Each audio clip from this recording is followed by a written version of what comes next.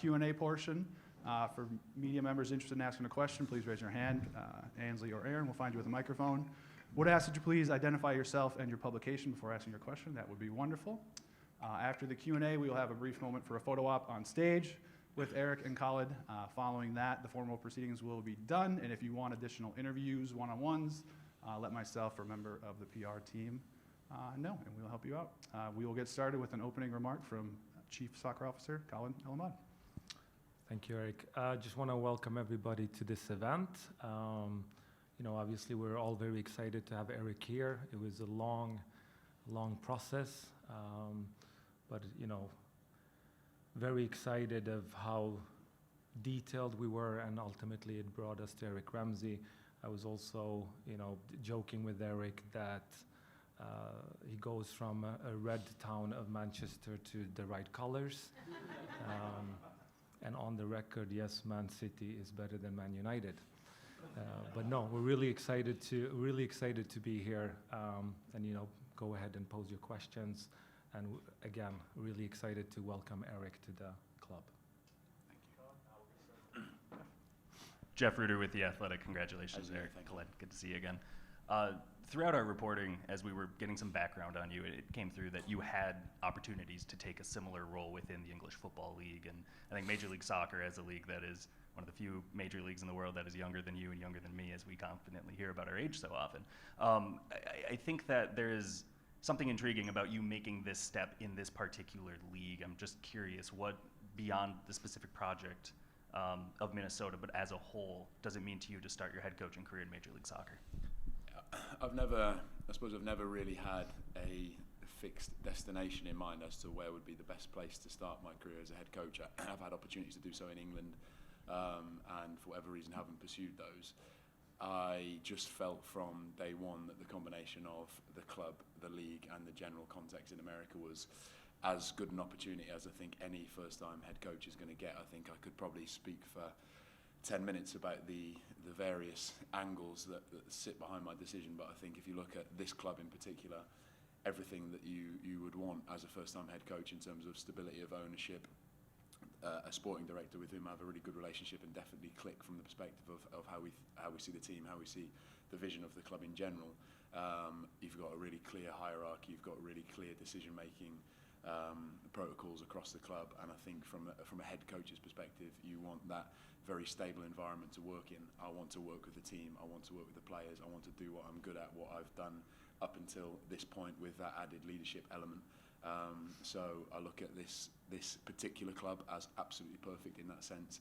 I look at the MLS in general. I think it's cliche to say in England that it is moving in the right direction and it's getting better, but ever since I've started researching the league in much more detail, and I have been doing so for 2 months or so now, I can't look past that statement. It is definitely moving forward. It has done significantly. The level is really, really good. I like the fact that it's a really multicultural environment. It's a multilingual environment. I think it will really stretch me in that sense. And I think the broader context of soccer, football in America in general, I think I couldn't be joining at a better time with the competitions that are being held here in the coming years. And I think I'm really lucky, I think, for all the stars to have aligned and me to be given this opportunity, and me also to be a point in my career where I feel as though it's perfect. Eric, Chris Long from KSTP Television. There are obviously always going to be challenges for a new coach. Yeah. Normally you'll get an off season, at least a preseason. You're coming in, we saw you run your first practice yesterday, and Saturday, this weekend's game matters. What are some of those challenges, and how do you accelerate the process where you just don't have that time to get as acclimated as you would like? No, I think I suppose the beauty of the interview process and me finishing my time at Man United, spanning, say, 6 weeks or so, or perhaps longer, I've been able to get really familiar with the players that we've got here. I've been able to watch the games. I'm fortunate that I'm stepping into a situation where the picture is fairly rosy. Obviously, Cam and the staff and everyone else who's been around the team has done a really good job up until this point, so I'm walking into something that feels solid, and I'm not doing it on a completely blank slate. I said to them yesterday when I spoke to them, I know them far better than they know me, because I've had the luxury of being sat at home watching the games, watching games from last year, watching the individuals on the scouting platforms that we have, getting a feel for the league. So I appreciate it. On paper probably looks a situation that isn't ideal for me to start in, but I don't really feel that way. I've been fortunate this week with the way things have timed that I've had sort of a 4-day build up to Saturday's game. I wanted to get straight stuck into working with the players and the staff because I think that's really the best way to know the players that you've got in front of you. I think, again, it's something I know to be true, that you don't really know a player until you start working with them. You really don't feel their qualities until you've got them in front of your eyes up close. So I think the days I've had so far, I already feel like 2 days in, I've got a really good feel for where the group is, and I'm supported by some really good staff there. So it's a good picture. It really is. This message is for Khaled. When you were going through this process, when did you first kind of look at Eric, and kind of as you went through that and kind of where you're at to now to be able to hire him, how did you feel like those styles and ideas meshed in what you want for this club? So I think even further context to Eric, he's actually a person I interviewed for the Barnsley job at one point, but at that time the stars didn't align. So as we walked into the process, he was, one of the candidates that I kind of brought in from the beginning. And a person within the process says, why don't you just go and hire Eric straight away if you already have kind of gone through some of the interview aspects? But it was very important for me that whoever was going to be the head coach at the club aligns with everyone. It's not a Khaled decision, it's a club decision. So Eric went through the process, and we were all aligned that he was the number one decision. So him being here, it represents the whole club, not just the new sporting director's decision of bringing someone he might have spoke to before or had a relationship in the past. But like Eric said, from the beginning we clicked. I have a connection in not just kind of the way we want to play, but it's the behavior off the pitch, it's the standards that we want, it's the meetings that we're going to provide to the players. And I think he said it well when he spoke to the players. What's the environment going to be 6 months from now? So when you come to Blaine or where you see us, you're going to see us hardworking, collaborative, and essentially all on the same page to hopefully, achieve big things.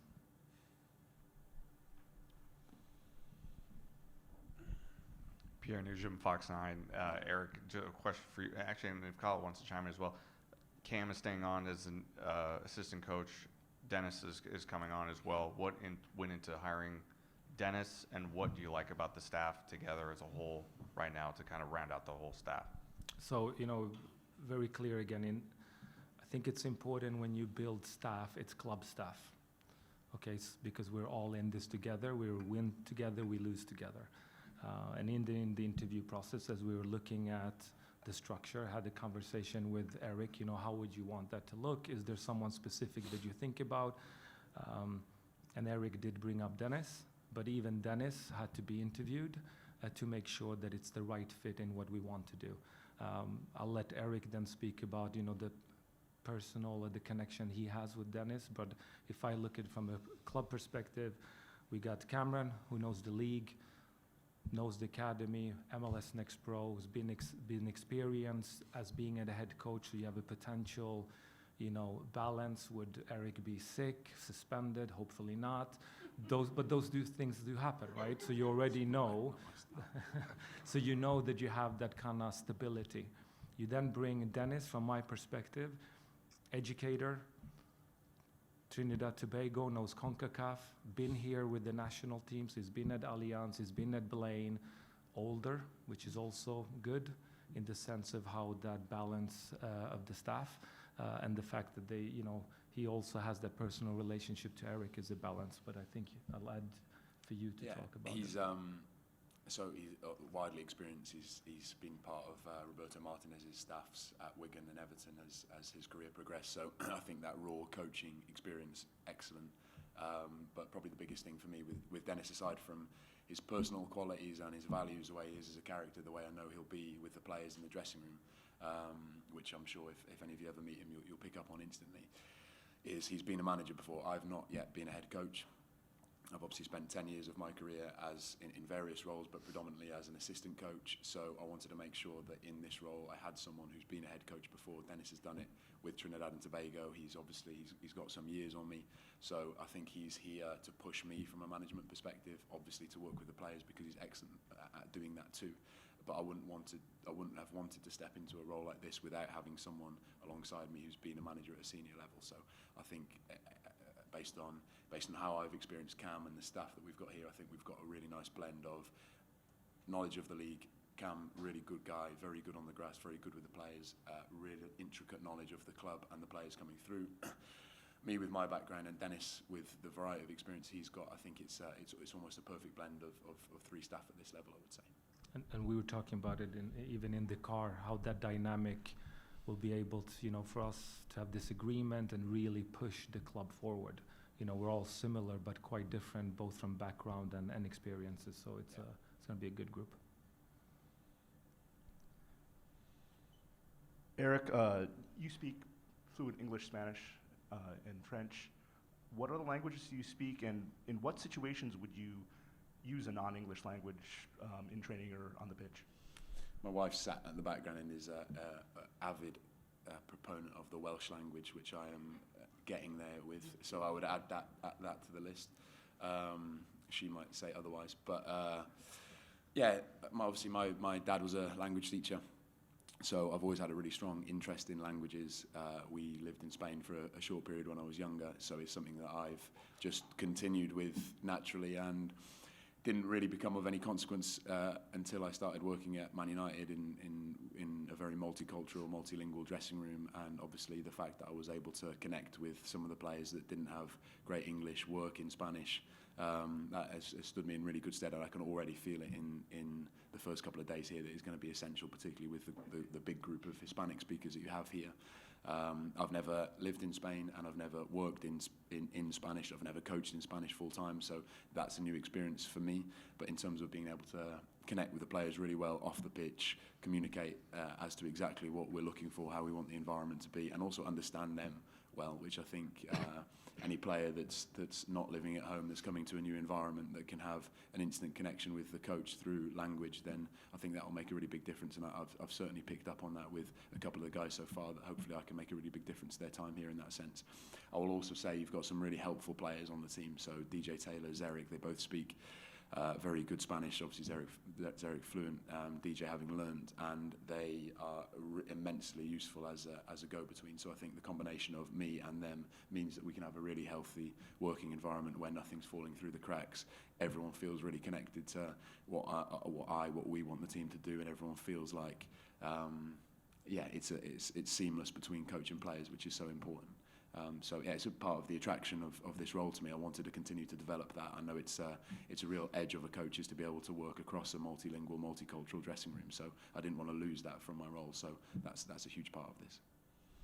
Eric, we've seen a major shift in style of play for Minnesota United this year to a high-pressing style, and Khaled has talked about how that's maybe the best thing for this club right now. How does that fit with what you want this team to look like, and ideally, what do you want the characteristics of your teams to play like? Yeah, I'm completely bought in. As I said, me and Khaled have a really strong alignment on playing style and vision for the team. I want the team to be a proactive team, an aggressive team that plays in a way that excites the fans, but also excites the players. Players want to play in teams that want to be the protagonist, that want to be the dominant team, want to be the controlling team, so the team will work towards being that.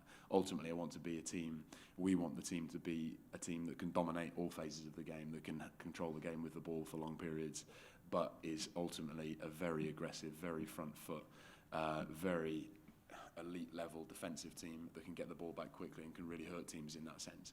I think the team has shown a lot of that in the first 3 games, and we'll be obviously building on that, taking it to new levels, hopefully really consolidating and evolving what's been done through Cam and his staff, but then also trying to make sure that we are a team that can dominate all phases of the game.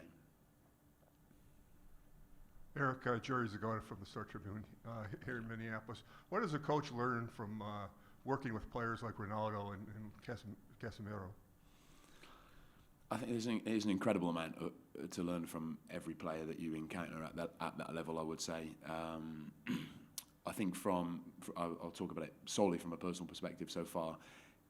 I had really good relationships with all of the players at Man United. I never found that my age, my lack of playing career, say, at that level ever hampered those relationships, and I think that probably speaks to the types of guys that you will find at that level. So those two in particular are amongst every single other player I would say that I encountered there, they're at that level for a reason, because they're top players. They know how to work, they know how to look after themselves, they know how to win. So I suppose in that sense, I took from working at that level what you'd expect to take from that level. The players that hit that level are doing so for a reason, because they're phenomenal footballers, they are immensely professional, and they found their unique way to contribute to teams winning at an absolute elite level. So yeah, brilliant experience, and one that I know has stood me in really good stead for this. Khaled, I would imagine that the next major press conference we'll have will be about the third designated player, and that is a search that you have said that you've wanted to ensure that the head coach has a role in. So I guess I'm curious now, do you have a sense of profile of player that you would be looking at, whether it's age, where in their career they are, position group, whatever the case may be, that as you've watched 270 minutes of the current season, and Eric, of course, if you have any input as well, I'd love to hear that too. No, not really. I think, it's still in a kind of assessment review. I said it before, the most important thing is what's happening today, tomorrow, Saturday. We have a squad of players that, I think all have earned the respect and the time and have shown that they can compete at this level. Whether then the addition in the summer or winter is a DP or a different type of position, that's going to be, a review. You could have injuries, there could be potentially, sales. There's quite a lot of things that you can't control, and essentially it'll be an ongoing conversation. But it's also not just for the staff to evaluate, it's also how do we recruit? What are the metrics for the positions to make sure that when the player comes in, he's as good of a fit as possible to the way we want to play. Eric, I'm curious, this is your first head coaching job of a first team. You don't know what you don't know, but what do you look to as kind of ideas or blind spots or things that you see might as challenges, given the fact that this is your first head coaching job at this level? Yeah, I would say, I suppose, to go a step back, I wouldn't be putting myself in this position if I didn't feel as though I was prepared to carry it out to a high level. I was never in a mad rush to become a head coach. I never had a fixed point in mind by which I wanted to be a head coach. I wanted it to be in the right circumstances and when I felt ready. I feel like if you could design a checklist of things to do before you become a head coach, I wouldn't be far off having completed a lot of those, in terms of having managed an academy, worked at first team level, worked at an elite academy level, worked at first team level at a lower level before working with Man United. So I feel like I've done the work that is due before hitting this point. And I wanted to come into a structure where I felt like I would be supported, there would be clarity, and I could do what I am largely good at. Obviously, what I haven't had up until this point is real hard-hitting decision-making power and leadership responsibility. Obviously, as an assistant coach, largely you're working from a technical perspective. Your parameters are sort of defined by the manager that you work under, the club that you work for. So I'm now going to be much more responsible for those difficult decisions, those difficult conversations, and defining those parameters to an extent. So I'm ready for that. That is why I'm in this position. So I'm not second guessing myself really in that sense. I don't have too many reservations about am I going to be capable of doing that or not, because as I say, I feel like I've got a really strong base to rest on in that sense. But for that push from a management and leadership perspective, I have Khaled here, I have Dennis here, I have other experienced staff around me that will definitely push me in that sense. I'm not lacking in humility enough to say that I'm not going to need a nudge in the right direction from time to time. But I suppose I'm reliant on the fact that the raw skill set that I've built up until this point is what's going to take me forward, and then obviously the rest is left to people's imaginations and my imagination to an extent. But as I say, I wouldn't be here if I didn't feel like I was ready to go.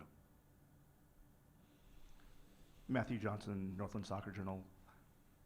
What do you like about set pieces? The game of soccer is very fluid, and set pieces allows for something a little different. What do you like about set pieces?